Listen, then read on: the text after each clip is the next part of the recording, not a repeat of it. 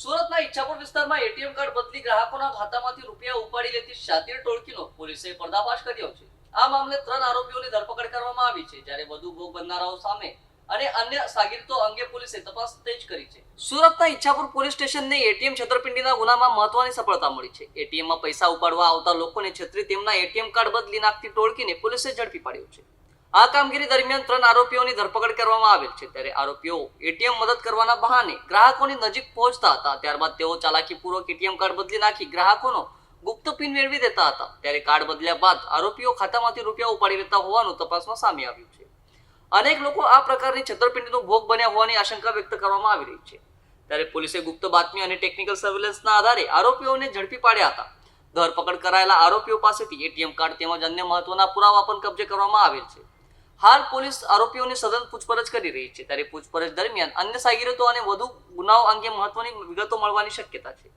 ઈચ્છાપુર પોલીસની આ સફળ કામગીરીથી એટીએમ છેતરપિંડી કરનાર તત્વોમાં ફફડાટ ફેલાયો છે। પોલીસ કમિશ્નર શ્રી સુરત શહેર, અધિક પોલીસ કમિશ્નર સેક્ટર 2 સુરત શહેર તથા નાયબ police commissioner Shri zone 7 Surat શહેરના દ્વારા વિસ્તારમાં બનતી જે ક્રાઇમની ઘટનાઓ છે એમાં જરૂરી કાર્યવાહી કરીને એફઆઈઆર નોંધી અને આરોપીઓને પકડી પાડવા ઝડપથી કાર્યવાહી કરવા જે સૂચના આપવામાં આવેલી હતી તે અંતર્ગત ઈચ્છાપુર પોલીસ સ્ટેશનની અંદર થોડા દિવસ પહેલાં લગભગ આશરે 15 દિવસ પહેલાં 2 ફરિયાદ મળેલ હતી, જેની અંદર જે મજૂર વર્ગ છે એમને ભોળવીને એટીએમ સ્વેપિંગ કરતી હોવાની એક ગેંગ અંગે માહિતી મળેલ હતી। તે અંતર્ગત ઈચ્છાપુર પોલીસ સ્ટેશનના પોલીસ ઇન્સ્પેક્ટર દ્વારા તથા સ્ટાફ દ્વારા જરૂરી કાર્યવાહી કરવામાં આવી તથા 2 ગુના અત્રે રજીસ્ટર કરવામાં આવેલ હતા।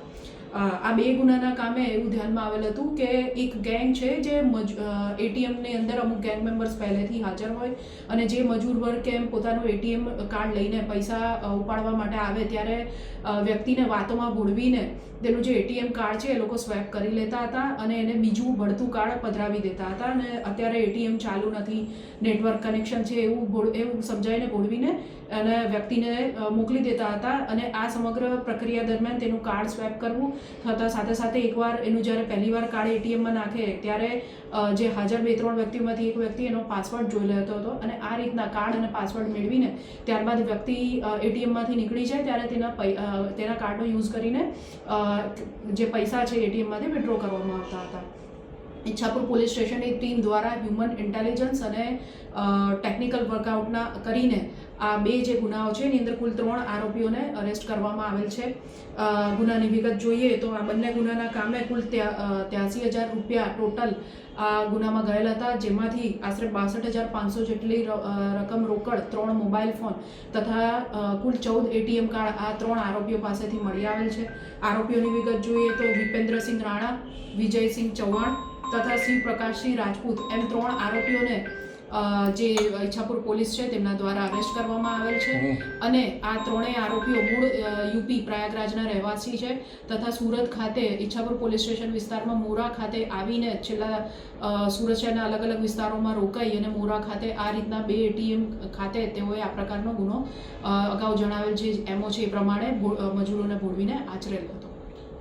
સર, અગાઉ પણ આ કોઈ આરોપી આવું કૃત્ય કરતા પકડાય એવું કંઈ ખરું? ના, અત્યારે તો આ 2 જે ગુના રજીસ્ટર થયા છે એમાં આ ગેંગ જ પકડાઈ છે। ગઈકાલે રાત્રે તેમને અરેસ્ટ કરવામાં આવ્યા છે અને જેમ કીધું કે કુલ 83,000માંથી 62,500 રૂપિયા ઈચ્છાપુર પોલીસ દ્વારા રોકડમાં રિકવર કરવામાં આવેલ છે અને આગળ આજે આ આરોપીઓને અરેસ્ટ કરીને કોર્ટમાં રિમાન્ડ વગેરે મેળવવામાં આવનાર છે અને આ ગુનામાં એ લોકોનું આ સુરતમાં કાં તો બીજી કોઈ પણ જગ્યાએ આ પ્રકારના ગુના આચર્યા હોય તે અંગે વધુ તપાસ રિમાન્ડ મેળવ્યા પછી હાથ ધરવામાં આવશે।